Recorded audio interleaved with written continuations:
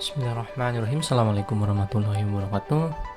Alhamdulillah, puji dan syukur marilah kita panjatkan kepada Ilahi Robbi, karena bahwasannya pada kesempatan kali ini kita bisa bertemu kembali di pembahasan mata kuliah manajemen proyek sistem informasi. Ini kebetulan di materi pertemuan ke-10 ini saya ambil materi dari beberapa referensi dengan menggabungkan terutama dari teman saya yang ada di ITS di materinya, terus saya ambil bukunya dari Software Engineering Practical Roger Pressman, itu bukunya. Ini sebelum membahas materi ini saya akan mereview sedikit tentang materi minggu kemarin, yaitu tentang estimasi biaya ya. Di materi minggu kemarin ini pembahasan tentang estimasi biaya itu lebih menerapkan memang bagaimana sih mengelola keuangan dalam pelaksanaan proyek, itu bisa pra proyek atau pasca proyek atau selama proyek itu sendiri. Jadi cakupannya itu sangat luas. Jadi kalau urusan proposal berarti pra proyek, terus nanti ketika berjalan itu dihitung juga, atau setelah proyek itu selesai itu dihitung, bisa ada hitung-hitungannya. Dan kemarin fokusnya lebih ke pra proyek sama ketika proses proyeknya seperti apa hitungan keuangannya kan. Nah seperti itu nih. Ini hitungan keuangan itu memang sangat penting bagi Anda semua, terutama di program studi sistem informasi, karena fokus Anda nanti memang Anda lebih ke manajerialnya, karena memang orang sistem informasi itu dia diarahkan menjadi seorang project manager, project engineer, atau menjadi seorang analis, di mana dia harus mampu memiliki kemampuan penelaah permasalahan yang baik, terutama di bidang hitung-hitungannya seperti itu. Nah, ini setelah pembahasan kemarin di estimasi, sekarang kita masuk ke bahasan project IT organization. Kalau project IT organization ini memang lebih ke orang-orang yang terlibat di dalam project itu siapa aja nih, sisi organisasinya. Kenapa saya baru bahas sekarang? Karena memang sisi orang ini melibatkan beberapa elemen, beberapa bagian yang saling terhubung, nanti siapa aja yang bertanggung jawabnya. Nah, yang pertama ketika membangun sebuah project tim ini, langkah pertama adalah mencari semua sumber daya yang dibutuhkan untuk proyek Anda, adalah untuk menentukan sumber daya apa yang dibutuhkan dalam proyek. Sumber daya tidak hanya orang, tapi bahan, fasilitas, dan peralatan yang Anda butuhkan untuk membeli, menyewakan, atau membuat. Untuk memprediksi acara akurat sumber daya, Anda perlu tahu persis apa ruang lingkup proyek atau dibuat dalam WBS kan, work breakdown struktur atau breakdown schedule yang kemarin udah dijelaskan di beberapa pertemuan ke belakang. Terus ini terbentuknya project team itu jika project internal ini ide produk library dari produksinya. Inisiasi project dari internal itu produksinya apa nih? Biasanya untuk produk improvement atau peringatan produk ini kebutuhan aplikasi internal perusahaan. Produksi lalu membentuk project team. Terus jika project itu dari customer nih, jadi ada yang project yang dari internal ide dari timnya, ada yang dari luar nih. Kalau ini customer berarti harus ada kolaborasi marketing dan produksi.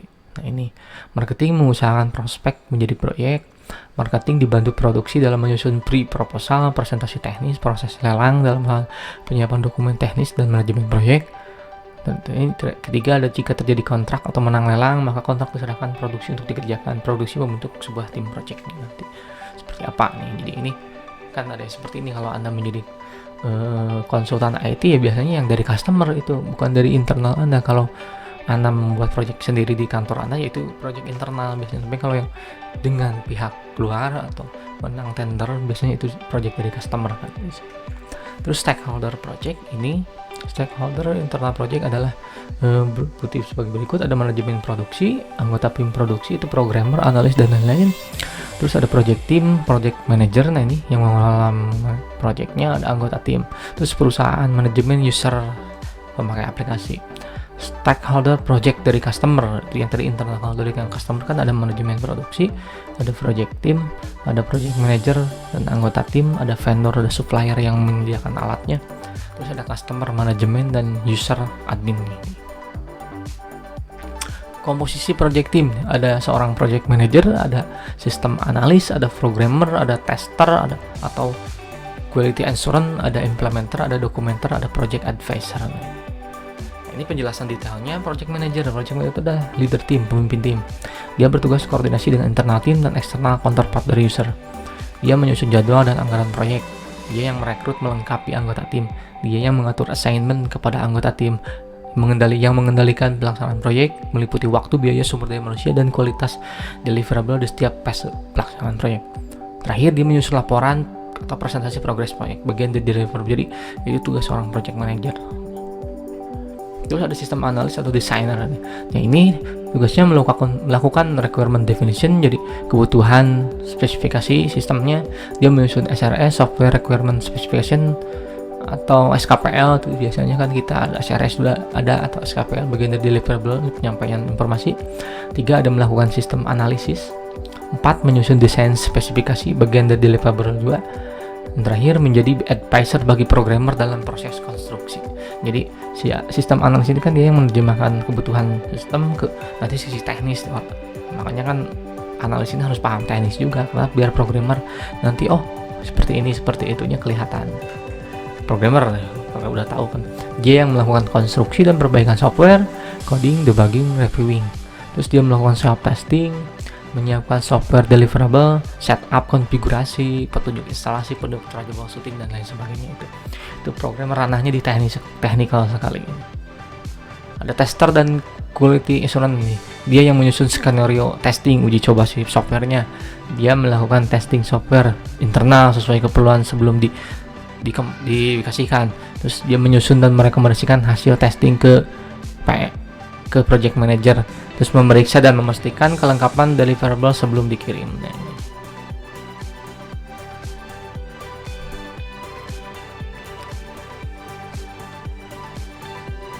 Terus ada implementer nih, dia yang melakukan reinstalasi software, database dan hardware di customernya.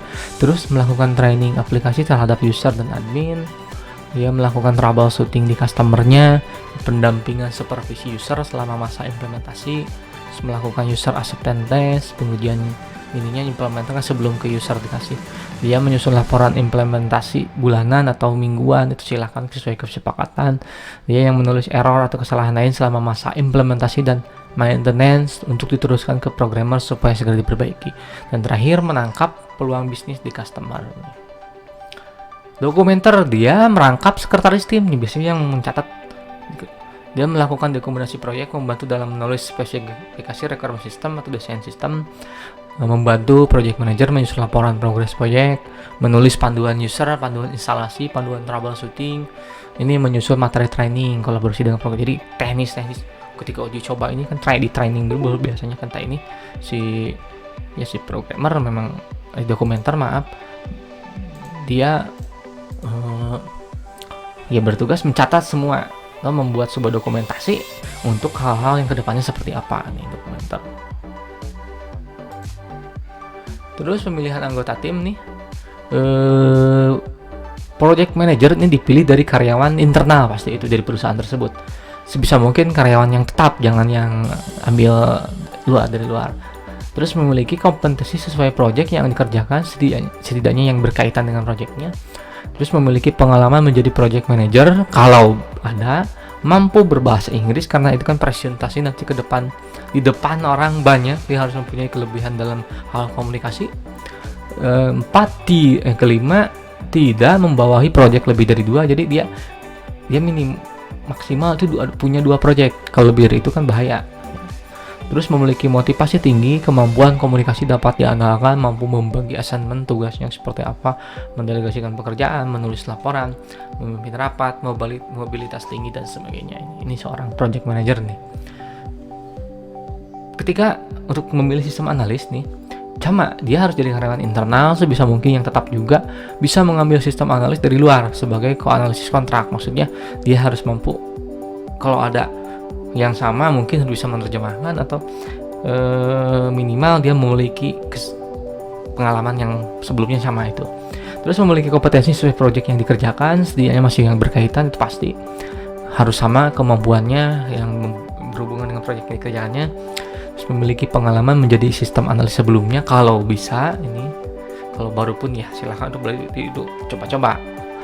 Dan tidak sedang terlibat proyek lebih dari 2, sama maksimalnya harus 2. Terus dia memiliki motivasi tinggi, kemampuan yang analisanya bagus, komunikasinya yang dapat diandalkan, menulis laporan dengan jelas, mampu menjelaskan sesuatu kepada orang lain. Sistem analis ini harus bisa mampu menerjemahkan, menjelaskan kepada orang lain. Programmer dari karyawan internal juga sebisa mungkin yang tetap, terutama untuk pengerjaan fitur yang inti ini. Sedang fitur-fitur lain bisa merekrut programmer kontak sepanjang kontrak proyek. Jadi kan ada software yang memang permasalahan yang berhubungan dengan bahasan si project yang utamanya itu bisa, ini kita bisa kolaborasi dengan yang kontrak itu, karena kan ada sebagian mungkin yang internal belum bisa menyelesaikan ini, bisa konsul dengan ini merekrut yang kontrak gitu. Terus ada memiliki kompetensi programming sesuai dengan platform, ya udah itu pasti kalau Anda bikin yang berbasis mobile ya si programmernya harus mampu memiliki kemampuan di bidang pemrograman mobile, baik ke app iOS mau ke Android atau mau ke yang berbasis mobile lainnya, itu harus menguasai Java, Kotlin dan sebagainya misalkan, itu yang basis mobile aja seperti apa itu. Kalau yang web ya basis web, PHP dan kawan-kawan, yang framework silahkan itu di desktop, jangan kemampuan desktop tapi ngambil yang ini misalkan, jadi tidak sesuai nantinya. Terus dia memiliki pengalaman menjadi programmer, itu harusnya memang seperti itu jikalau ada itu. Tidak sedang terlibat proyek lain. Nah, programmer itu harus fokus, tidak boleh satu, biar cepat tuh. Terus motivasinya tinggi, kemampuan membaca desain sistem, komunikasi yang dapat diandalkan, bisa bekerja di bawah tekanan deadline. Nah ini yang programmer yang ada kata istilah programmer no life. Jadi tidak, memang maksudnya mungkin si programmer itu harus mampu bekerja di bawah tekanan, karena tadi ketika requirement-nya ini mereka harus bisa membaca ini, ketika ada perubahan di tengah jalan ya mereka harus bisa mengikuti dengan ke arahan dari si analis sistem bahwa ini ada perubahan, jadi implementer ada kesalahan ya nanti diperbaiki oleh programmer. Nah ini banyak kan di bawah tekanan. Implementer ini sama jadi karyawan internal atau kontrak selama kontrak project, bisa yang tetap, bisa yang dari kontrak. Dia memiliki kemampuan teknis, troubleshoot komputer, jaringan, mampu menjalankan SQL, struktur query language, menguasai database dan lingkungan teknologi lainnya yang digunakan dalam implementasi. Dia harus mampu menguasai teknis pasti itu. Memiliki pengalaman implementer sebelumnya, jadi dia harus memiliki pengalaman ketika proses implementasi seperti apa supaya nanti bisa ada komparasi itu. Tidak sedang terlibat proyek lain, sama ini harus seperti itu. Motivasinya tinggi, kemampuan berkomunikasi dengan orang lain dapat diandalkan, bisa bekerja di bawah tekanan juga, mobilitas tinggi, dia harus aktif, bisa bekerja dengan jadwal yang fleksibel. Nah ini yang implementer kan, nah istilahnya sama kayak programmer, fleksibel, dia harus kapanpun harus siap. Ini hati-hati. Tester atau quality assurance dari karyawan internal atau kontrak juga selama kontrak project kapan, memiliki kemampuan teknis menjalankan aplikasi dan melakukan evaluasi. Ini biasanya menjadi tester banyak project. Nah ini kalau tester itu bisa lebih dari satu, silahkan itu. Terus motivasinya tinggi, kemampuan berkomunikasi dengan orang lain dapat diandalkan, bisa bekerja di bawah tekanan deadline, bisa bekerja dengan jadwal yang fleksibel, mampu menulis laporan dengan baik. Nah ini tester dia harus selain pekerjaannya harus mampu memiliki komunikasi, tapi dia juga harus mampu memiliki kemampuan dalam menulis laporan hasil pengujiannya ini. Karena kalau tester itu kan di software itu ada yang black box, ada yang white box. Kita pakai mana ya? Kalau white box, ikuti di white box seperti apa. Kalau di black box, dibuat laporan pengujiannya secara black box atau white box, itu silakan berdasarkan kesepakatan. Dokumenter. Ini dokumenternya ada dipilih dari karyawan internal atau yang kontrak juga selama kontrak proyek itu dilaksanakan. Terus dia memiliki kemampuan dalam memahami desain aplikasi sistemnya, aplikasinya, pembicaraan, dan kemudian menuliskannya. Dia mampu membuat sebuah laporan penulisan dalam memahami desain dan aplikasi, termasuk laporan ketika proses rapat, itu dokumenter kan. Terus yang ini menguasai penulisan dalam bahasa Inggris. Nah ini harus mampu menulis dalam bahasa Inggris dan menerjemahkan bahasa Inggris yang lebih diutamakan. Penerjemahnya harus mampu memiliki kemampuan itu. Dia memiliki motivasi tinggi, kemampuan berkomunikasi dengan orang lain dapat diandalkan, bisa bekerja di bawah tekanan deadline, bisa bekerja dengan jadwal yang fleksibel, mampu menulis dokumentasi dengan baik, menguasai EYD, ejaan yang digunakan, atau kaidah penulisan dalam bahasa Inggris dan lain-lain itu. Tuh, dokumenter memang harus memiliki kemampuan penulisan yang diutamakan, tapi tetap untuk komunikasi itu dalam pengerjaan proyek itu penting, karena setiap orang kan harus bertanggung jawab berdasarkan pekerjaannya masing-masing. Makanya harus memiliki komunikasi yang baik. Nah, ini sumbernya ini kan dari Pak Bahtiar, ini kebetulan dosen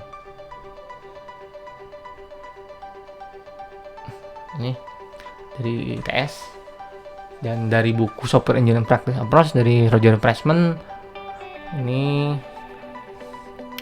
sumber-sumbernya banyak, referensinya, jadi kita gabung-gabungkan karena memang untuk pemahaman apa namanya membuat tim project IT ini dari yang jadi proses zaman dulu yang sekarang mungkin ada perubahan, pasti itu karena sesuai dengan metodenya. Metode dulu ya terbatas di waterfall dan kawan-kawan, itu sekarang kan udah ada yang agile, ada yang istilah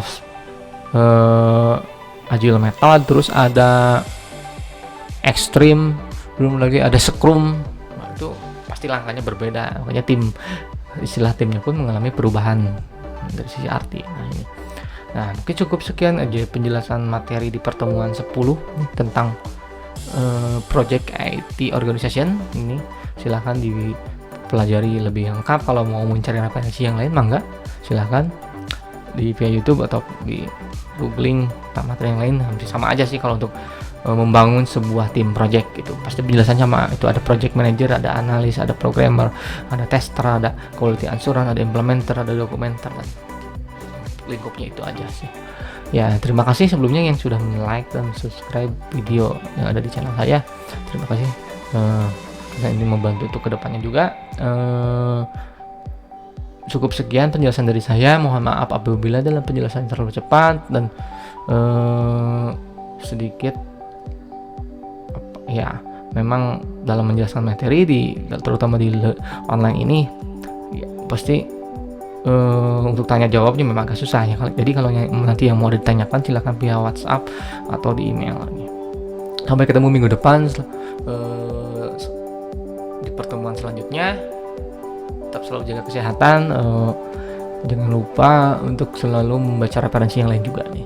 Terima kasih. Assalamualaikum warahmatullahi wabarakatuh.